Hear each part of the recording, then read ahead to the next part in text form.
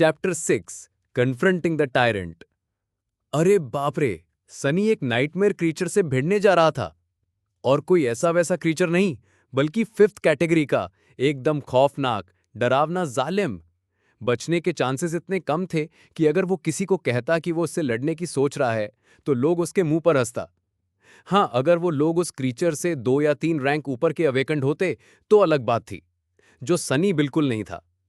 और फिर भी उसे इस माउंटेन किंग से किसी ना किसी तरह निपटना ही था, ताकि वो एक और भी बदतर मौत से बच सके।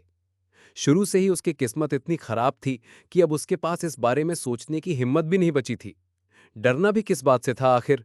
वो तो पहले से ही मरा हुआ जैसा था, और कितना ही मर सकता था। तो टेंशन क्यों लेना?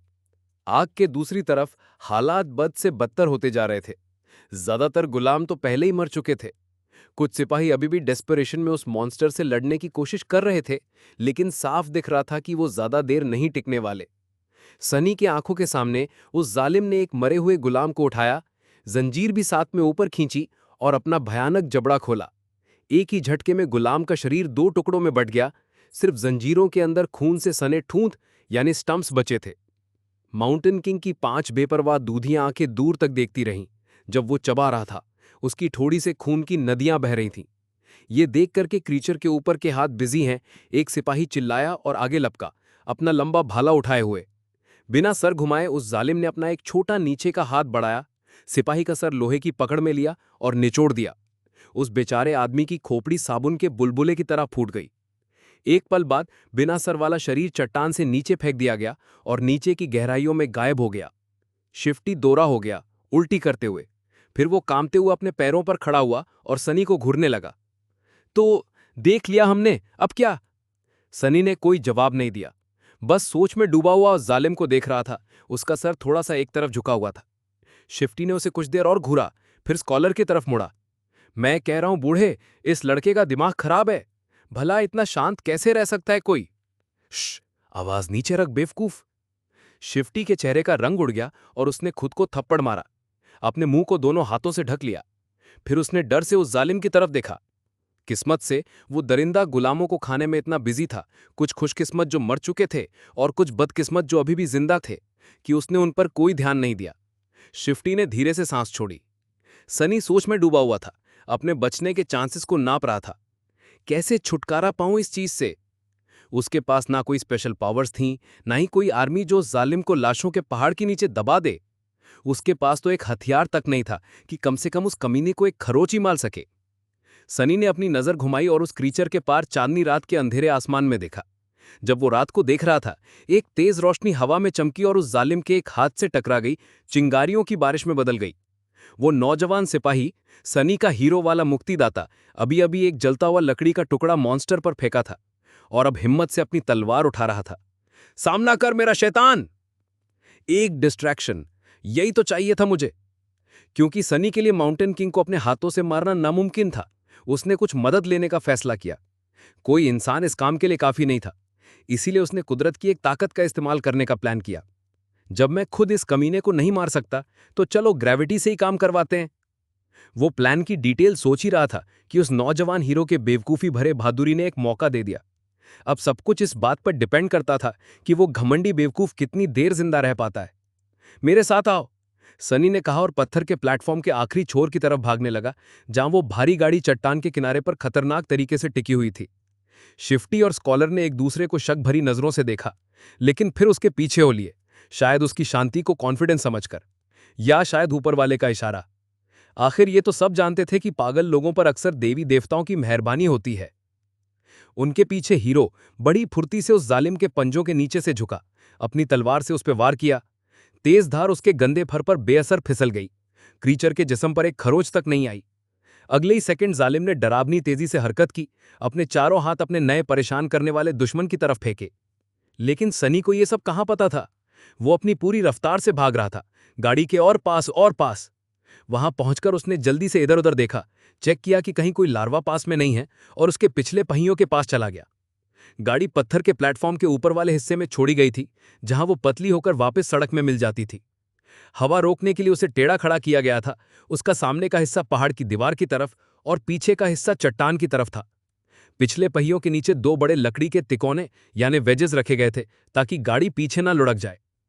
सनी अपने साथियों की तरफ मुड़ा और उन तिकोनों की तरफ इशारा किया। जब मैं कहूं दोनों को हटा देना, फिर धक्का देना, समझे? क्या? क्यों? शिफ्टी उसे एकदम हैरानी से देखने लगा। स्कॉलर ने बस तिकोनों को देखा और फिर उस जालिम को। हीरो चमत्कारी ढंग से अभी भी जिंदा था। वो क्रीचर के हाथ पैर के बीच से निकल रहा था, हमेशा मौत से बस आधा सेकंड दूर। बीच बीच में उसकी तलवार हवा में चमकती, लेकिन कोई फायदा नहीं। माउंटेन किंग का फर बहुत मोटा था और उसकी खाल इतनी सख्त थी कि मामूली हथियारों से उसे कोई नुकसान नहीं हो सकता था। उस नौजवान योद्धा के चेहरे पर अब थोड़ी घबराहट दिख रही थी। जहां तक सनी देख सकता था, बाकी सारे सिपाही मर चुके थे, इसीलिए उसे सच में जरूरत थी कि वो एक थोड़ी देर और जिंदा रहे। मरना नहीं अभी, उसने सोचा। शिफ्टी से उसने बस इतना कहा, तुम खुद देख लोगे। अगले ही पल सनी फिर से दौड़ रहा था, उस जंजीर का पीछा करते हुए जहां से वो गाड़ी से बंधी थी। जिस चीज को वो ढूंढ रहा था वो लाशों, खून और विसरा के बीच ध्यान देना मुश्किल था, लेकिन इस बार किस्मत उसके साथ थी। थोड़ी देर में उसे वो मिल गया जो उसे चाहिए था, जंजीर का टूटा हुआ सिरा। सबसे पास की बेड़ियों का सेट ढूंढकर, जिसमें एक बुरी तरह से बिगड़ी हुई गुलाम की लाश बंधी थी, सनी अपने घुटनों पर बैठ गया और चाबी से खोलने की कोशिश करने लगा। एक दबी हुई चीख सुनाई दी और एक तरफ नजर डालने पर उसने देखा कि हीरो हवा में उड़ता हुआ जा रहा है, आखिरकार उस जालिम के एक वार की चपेट में आ गया। हैरानी की बात यह थी कि नौजवान सिपाही अपने पैरों पर लैंड करने में कामयाब रहा, पत्थरों पर कई मीटर तक फिसलता चला गया। उसके सारे हाथ पैर अभी भी सही सलामत थे, उसके शरीर पर कोई गंभीर घाव भी नहीं थे। बिना रुके वो आगे की तरफ लुढ़का, अपनी तलवार उठाई जहां वो जमीन पर गिरी थी, और फिर एक बार और लुढ़का, इस बार साइड में क्रीचर के एक भारी पैर के स्टॉम्प से बाल बाल बचते हुए। रोलिंग? कौन रोल करता है इसी सिचुएशन में यार? बिना और वक्त गवाए सनी ने आखिरकार बेड़िया खोल ही दी। मरे हुए गुलाम को उनसे बाहर निकालकर उसने तुरंत उन्हें फिर से लॉक कर दिया, इस बार जंजीर के आसपास ही, जिससे एक काम चलाओ फंदा यानी स्लिप नॉट और एक लूप बन गया। अब सब कुछ उसके इरादे, हाथ हाथ कोऑर्डिनेशन और किस्मत पर निर्भर था। शिफ्टी और स्कॉलर की तरफ मुड़कर, जो अभी भी गाड़ी के पास इंतजार कर रहे थे, वो चिल्लाया, अब। फिर जंजीर का एक ठीक ठाक लंबा हिस्सा उठाकर सनी खड़ा हुआ और उस जालिम का सामना किया। हीरो ने उसे आधा सेकंड देखा, उसकी आंखें एक पल के लिए जंजीर पर टिकी रहीं और फिर तेजी से उसका पीछा करते हुए गाड़ी तक गईं। फिर बिना कोई इमोशन दिखाए उस नौजवान योद्धा ने अपनी कोशिश दोगुनी कर दी, क्रीचर का ध्यान सनी से हटाकर अपनी तरफ खींच लिया। तो ये स्मार्ट भी है, क्या धोखा है ये? अपने दिमाग से सारे फालतू ख्याल निकालकर सनी ने अपने हाथों में जंजीर का वजन, अपने और जालिम के बीच की दूरी और अपने निशाने पर कॉन्सेंट्रेट किया। समय थोड़ा धीमा हो गया था, प्लीज मिस ना हो जाए। अपनी सारी ताकत इकट्ठा करके सनी ने घुमाकर जंजीर को हवा में फेंका, जैसे कोई मछुआरा अपना जाल फेंकता है। लूप हवा में उड़ते हुए खुल गया, हीरो और जालिम के बीच की लड़ाई की जगह पर बंद होने लगा। सनी का प्लान यह था कि वो लूप को जमीन पर उनके इतने पास रखेगा कि जब जालिम का एक पैर उस जाल में फंसेगा, वो जंजीर खींचकर मॉन्स्टर के टखने के चारों ओर तस कर देगा। लेकिन उसका प्लान बुरी तरह फेल हो गया। जो कहना था वो अजीब ही नजारा था। आखिरी लम्हे में माउंटेन किंग अचानक पीछे हटा और जमीन पर गिरने के बजाय जंजीर का लूप बिल्कुल उसकी गर्दन के चारों ओर जा पड़ा। एक सेकंड बाद वो कस गया, एक लोहे की फांसी के फंदे की तरह काम करने लगा। सनी एक पल के लिए जम गया, अपनी आंखों पर विश्वास नहीं कर पा रहा था, और फिर उसने अपनी मुट्ठियां भींच लीं, खुद को जीत में हवा में लहराने से रोक लिया। यस, वो अंदर ही अंदर चिल्लाया। कुछ ही पलों में गाड़ी चट्टान से नीचे गिर जाती, जालिम को अपने साथ नीचे खींचते हुए। सनी ने पीछे मुड़कर कंफर्म करने के लिए देखा और तुरंत और भी पीला पड़ गया जितना वो आमतौर पर लेता है। शिफ्टी और स्कॉलर ने गाड़ी के नीचे से तिकोने तो निकाल दिए थे और अब डेस्परेशन में उसे सड़क के किनारे तक धकेल रहे थे, लेकिन गाड़ी धीरे धीरे, बहुत धीरे धीरे लुढ़क रही थी, इतना धीरे कि सनी ने सोचा भी नहीं था। वो घबराहट में जालिम की तरफ मुड़ा। क्रीचर अचानक अपनी गर्दन पर पड़ने वाले वजन से हैरान, पहले ही अपने हाथ उठा रहा था ताकि जंजीर तोड़ सके। सनी की आंखें फैल गईं। अगले ही सेकंड हीरो जालिम के एक पैर से टकराया, उसका बैलेंस बिगाड़ दिया और उन्हें कुछ वक्त दिया। सनी पहले ही गाड़ी की तरफ दौड़ रहा था, मनी मन जोर जोर से गालियां दे रहा था। वहां पहुंचकर उसने खुद को गीली लकड़ी पर शिफ्टी और स्कॉलर के साथ फेंक दिया, अपनी बची खुची सारी ताकत से धक्का देने लगा, अपने छोटे से लेकिन बुरी तरह से पिटे हुए और बेहद थके हुए शरीर के साथ। चल चल साले खटारा! गाड़ी थोड़ी तेज हुई, लेकिन चट्टान के किनारे तक पहुंचने में अभी भी बहुत धीरे थी।